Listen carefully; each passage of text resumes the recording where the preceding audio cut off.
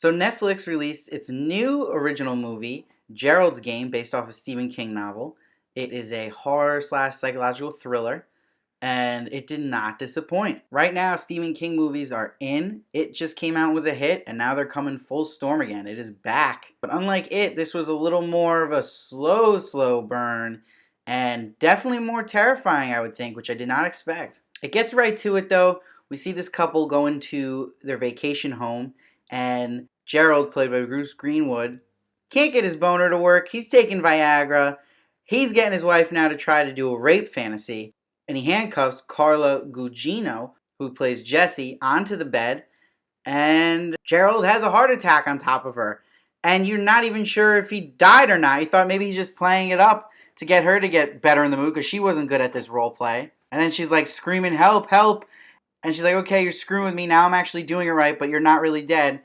And then that dog comes back in, which I thought was great. Because we see this dog now starting to eat the meat of the man who wasn't going to give him food. And everything connects in this movie really, really well. Because at that point in the movie, I didn't know where it was going to go. How was it going to make an hour and 40 minutes of this where she's handcuffed to this bed and there's a dog now just eating her husband in front of her?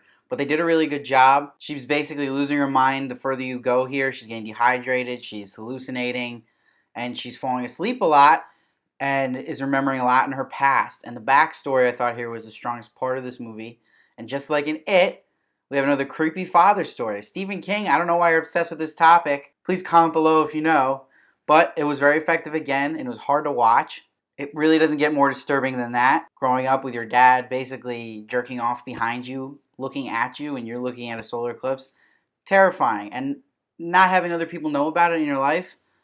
Very traumatic event. That was a solid meat to this story here. It was good because the movie put a strong importance on that. They focused on it a lot and they gave it a lot of time, which I think was super important so we knew where Jessie was coming from, what her psychology was like, and how it would relate to the man she married, Gerald. And Gerald's a lot like her father, and she basically married her dad. Like they always say, a lot of people marry who their parents are like, and you start to learn as it goes on how much Gerald was an asshole too, like her dad. Which you didn't really get right from the start, but it started getting there, especially when he was doing the rape fantasy and he was kind of being super forceful on her.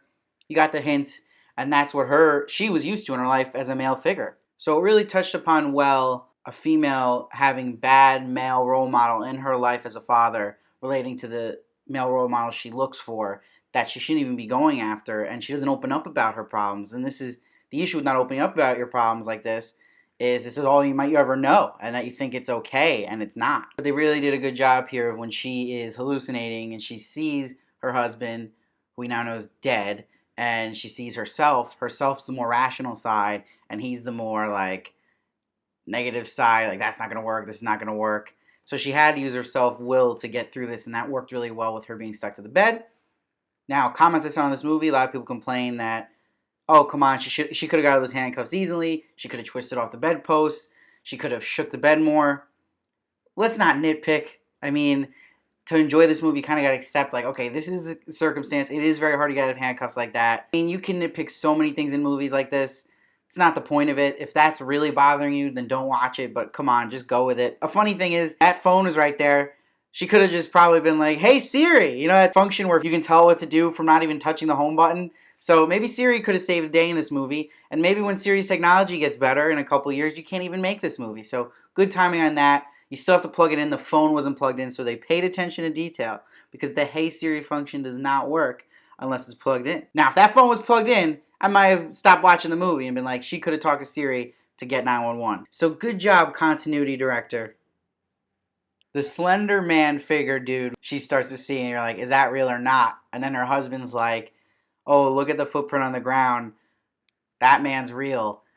That was terrifying. And that guy was scary. And that was that kind of fear where I was watching this in my bed late at night and I was like looking in my closet to see if that guy was in there. That freaked me out. And then when she's driving and she's like falling asleep at the wheel and then she's driving in a solar eclipse like highway and then Slender Man's in the back seat and looks in the mirror, that was so scary. That freaked me out. It really delivered the horror kicks and it was every scene with him was just creepy. And the shots they had with him all the way down the hallway, really scary stuff. And then it was even scary to find out he was real the whole time.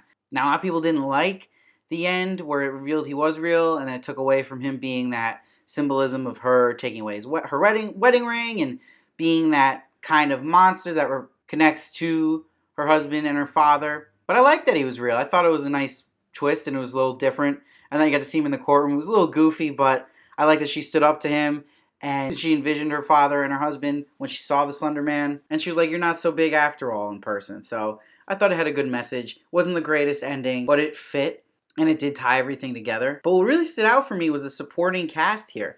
And that's the daughter who played Jessie. Really, really good acting. And her crying in the scenes with the dad on the bed. And the dad was excellent too. He played that anxious, guilty, but not really guilty father that was just a creep perfectly. And my last credit's going to go to that dog. Dog killed it. We got to give more props to dogs in movies. This was a good supporting dog. It really knew its cues. Kind of freaked me out how good the dog was, especially the chemistry between the dog.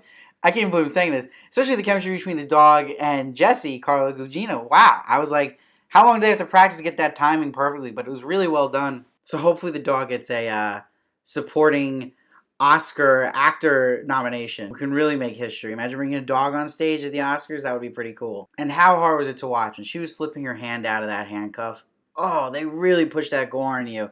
And when her skin flapped off, I was like, I'm usually not that squeamish, but that was really, really, really, really, really hard to watch. Not as good as it if we're going to compare it to the latest Stephen King movies, but it was more scary, I thought, and it had a really solid backstory. So I'm going to give this movie a 7.5. Wasn't amazing. Still felt a little slow at parts. It could have been a little more exciting. I thought there was parts that dragged, and you felt a little bit of, rinse, wash, repeat with her falling asleep, talking to herself, then waking up and then falling back asleep. So it could have been a little more twists and turns maybe, but overall, solid movie, 7.5, especially for a streaming movie for Netflix. Hopefully the quality of these movies keep going up and this is a step in the right direction. Please comment below what you thought of this movie. I want to know everybody's thoughts. If you agree with me, disagree with me, anything I missed, let me know what you thought of the movie. And please subscribe. I review a bunch of movies, TV shows, I do trailer reactions and celebrity interviews, and keep coming back.